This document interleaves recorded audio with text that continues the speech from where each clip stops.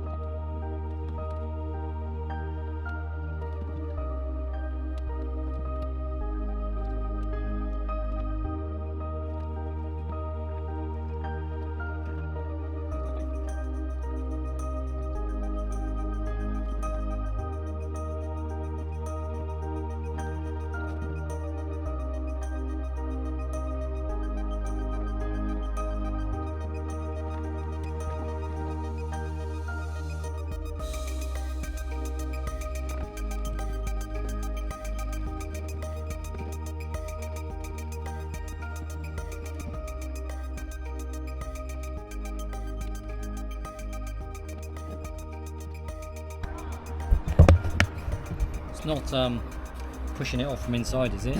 No. That's right.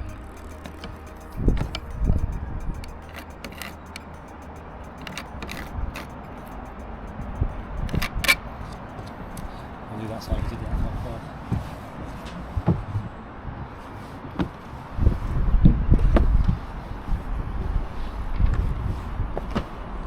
Basically, you've got to get some in the hole, and then because it's creating like an air bubble, you've got to like burst the air bubble and literally force it down into the screw bit. That's a mix that's got fiberglass in it. This is the one that's got fiberglass in it. To be fair, I've never used this one before, but it's supposed to be slightly stronger than polyester paste. Yeah. So you see how much is like. It takes a little bit of time, but Yeah. see how much is going in there, and that's all disappearing into that drill hole that we drilled out. So it just takes a little bit of time just to get it in there. You want to make sure you coat it. I'm just not pushing the thing off the inside, we're fine. This really demonstrates why you do that countersinking. Yeah, because it creates somewhere like to sit. Well, it's like a plug. It's Yeah. like a triangular plug, so all the filler should bond together, and it creates like a wine bottle stopper. So Thing was, these handrails were really unsafe, weren't they? they were. And we only really appreciated how unsafe they were when we took them off. I don't know. I think the other week when I noticed how they were fixed and not bolted through or anything, I thought I was suspect to start with. To be fair, but one grab of those in a seaway, you'd have come off. you'd have gone over, taking it with you. Yeah. Like David said, he'd had something to hold on to float. Yeah.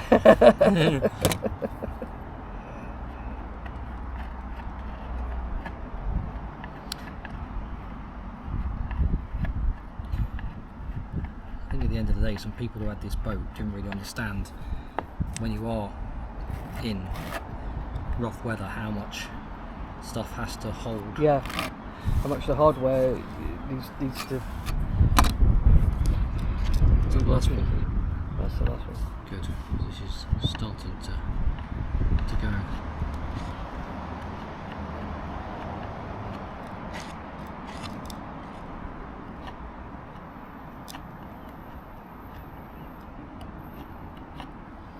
Some in there. Some in there.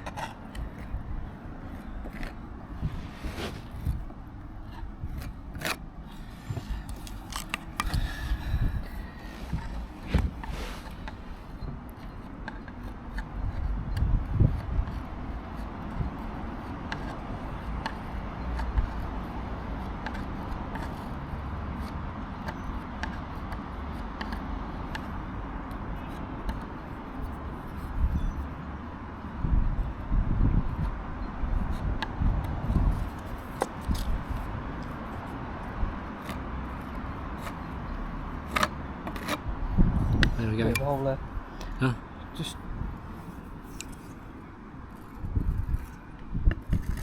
It's alright, it lifted this side a little bit. Okay. Good. Okay. What time is it?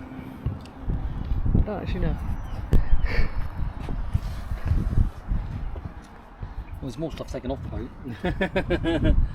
Yeah, you're not wrong there. Okay, so what time is it? It is 16:24. So, packing up? We've got time to do those? No, probably not. Okay. It's going to be another hour, Right. and we've run out of pots for resin. Oh, right. So, That says it really. yeah. Right, so what have we done today? We've taken stuff off again. Just the handrails, really. This is just how long stuff takes on a boat.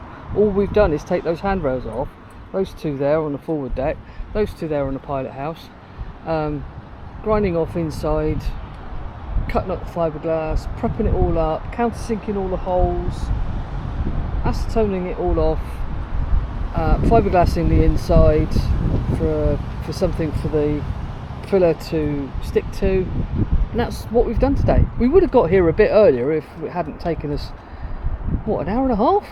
Yeah, probably. Traffic from home was just ridiculous. Every which way we went, there was there were roadworks, or the road was shut, or for no explicable reason, the traffic had just stopped. So we tried one route, didn't like it. Tried another route, didn't like it. Tried another route. Oh, that seems to be okay. But yeah, it's been one of those sorts of days, really.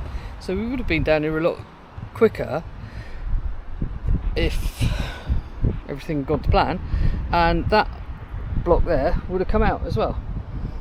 But we've got our ever needy dog who will panic if he doesn't get fed at 5 o'clock, and so we need to do that. And I've got somebody coming to see if he wants to buy one of the many pairs of speakers we've taken off this boat. Party boat. Yeah, it used to be like a blinking boombox. But at least when we come down, we've got direction, which I always like, to be fair.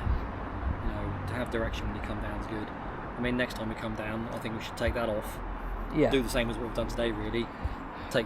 Decide how many fittings we're going to take off. Take that off. Take the side clutches, off the side cheek on the starboard side there. Maybe the cleat that's behind that, and the Plastimo one. The Plastimo one, and also the cam cleat style jamming cleat that's on there. Take that off.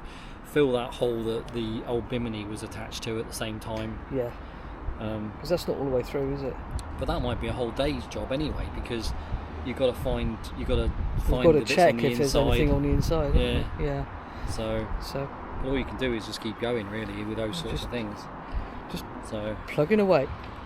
But we're feeling really incentivised now that those windows have come, because we really want to get them in. But there's a lot more to do beforehand. We've discussed, we don't like the grey line around this. I'll show you what I mean. This grey line of gel coat, because it just looks ugly, frankly. I think if you want to put a stripe on a boat, probably better with decals. So we want to get rid of the grey line, and we're thinking about spraying it instead. So that would mean we would spray the whole coach roof. We'll take it down to the line where the non-slip starts. So this line here, hopefully you can see that. We'll take it to that, but reminds me, Gary's brought colour chart. We've got to choose colour. We've got to see which white is the closest white to this white. So that's always interesting, because I have perfect colour vision and Gary doesn't. But Gary thinks he does. Alright guys, so this is us after, at the end of the day, just getting in the van, going home. We're desperate for something to drink because Mackey's. We didn't bring anything. Do you want a Mackey's tea? I don't like Mackey's tea. I don't fancy a Mackey's tea. I don't mind a Chinese tea or something like that. No, I meant a cup of tea. Yes, cup of tea, yes. Sorry. God, such a snob. No, it's not a snob. I mean, I meant Mackey's cup of tea. Yeah, fine. Cup of tea. Yeah, lovely cup of tea. So we're going to go to Mackey's, get a cup of tea, not a burger, because he's dead snobby about his burgers. Well, wearing that little suit was good today, because I'm nowhere near as itchy as I was the other day. Whereas I'm really itchy. Good. I need to get in the shower and get home, because my legs are really itchy. And I was outside when we were doing the grinding, but of course all that dust sits around inside, doesn't it? We need to get one of those paper suits for you as well, and get another one. Well, that was left over from when we anti-fouled Gavroche. Yeah. We have our tea. Huh? Bend that down a bit more. No, it's facing you. Is it? It is facing you. Would you like it pointing at your nether regions? My good side, that's fine. So we're heading back now. Feed the hangry dogs. I'm going to have a shower. I'm going to have some tea. So in the aft cabin we have a window on the stern. That is just a piece of perspex screwed on the stern of the boat. Same as most hunter boats have just perspex screwed to the boat. So we'd already decided we were going to get rid of that. And we didn't clean up. Cut. So in the aft cabin we have a window that's on the transom. which is just a piece of perspex screwed to the transom, and we'd already decided, or we have decided, that we're going to get rid of that. It doesn't really let that much light into the boat, and we can save the cost of a window, port light style window in the transom. And this had two sort of benefits, didn't it? So what we could put maybe a little bulkhead in there to make some sort of cupboard that would also help strengthen the part where the tiller ram is. Obviously we're still going to need access that we didn't have before, which is why that part of the boat got destroyed, well, by yours truly, to get to the tiller arm. But anyway, I was watching this YouTube video about a delivery skipper that was delivering a boat from the UK to somewhere in Europe via the Bay of Biscay, and he not followed the guidelines of how to cross the Biscay at the moment with these juvenile orcas that are deciding to play with boats. Anyway, he'd taken a rum line from the UK straight to his destination, straight across the Bay of Biscay, and straight through a pod of juvenile orcas that decided to have a bit of fun with their rudder. And the upshot of it was they smashed the rudder off the boat. Not only did this skipper not follow the guidelines of where to go, he didn't follow the guidelines of what to do if you were attacked by an orca. In fact, he did the direct opposite of what to do. He basically turned the engine off and just sat there.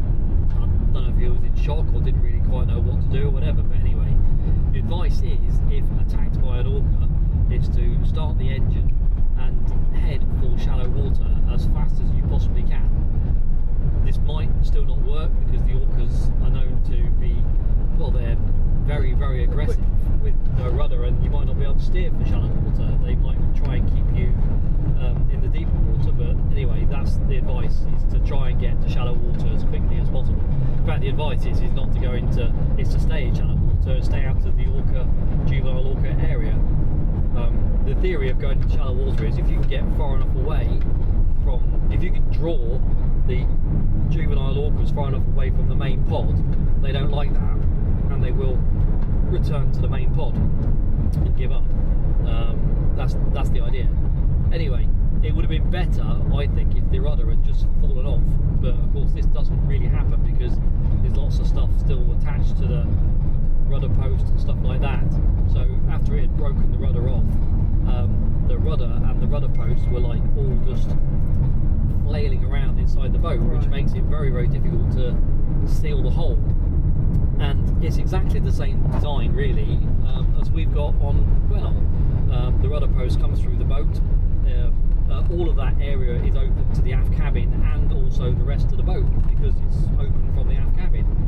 And the same with this Beneteau as well. I mean, obviously the Benetous are built very strongly and all the rest of it, but these orcas are stronger than a post coming through a boat, especially with the leverage, the fulcrum leverage on the rudder when they hit it. So essentially the whole boat was flooded very, very quickly with water. I mean, up to, you know, the waterline level of the boat basically, with it sitting in the water. So you're looking at probably, you know, 2 foot of water inside the boat.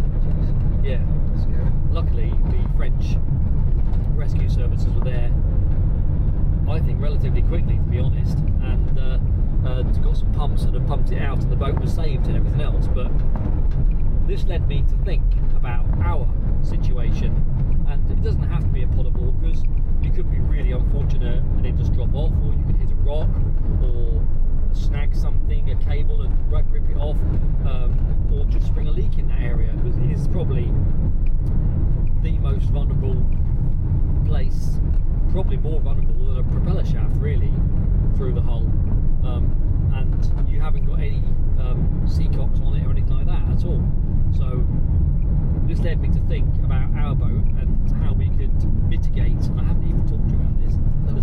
This is all new. This is all brand new to you. And I was thinking that we could just glass in a watertight bulkhead there.